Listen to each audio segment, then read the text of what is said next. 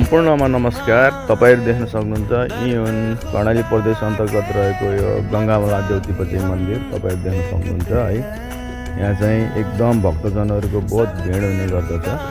आज चाहिँ म आइतबारको दिन यहाँ गंगामाला देउतीपति मन्दिरलाई दर्शन गर्न आइरहेको छु। तपाईहरु देख्न सक्नुहुन्छ यहाँ चाहिँ एकदम भगवानको बहुत एकदम यहाँ भगवानले यहाँ सबै नेपाली जनताहरुको सबै भक्तजनहरुको रक्षा गर्नुहुन्छ। यही रहेकी छिन् दुर्गा माता, तपाईहरु देख्न सक्नुहुन्छ है।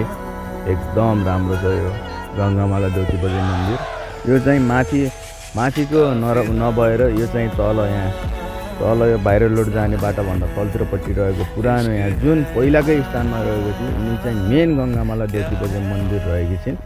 तपाईहरु देख्न सक्नुहुन्छ यहाँ चाहिँ एकदम राम्रो छ, एकदम बवाल के। भगवान सबै नेपाली जनताहरुको रक्षा गर्नुस् भन्दै यो भिडियो यही अन्त्य गर्न चाहन्छु। धन्यवाद।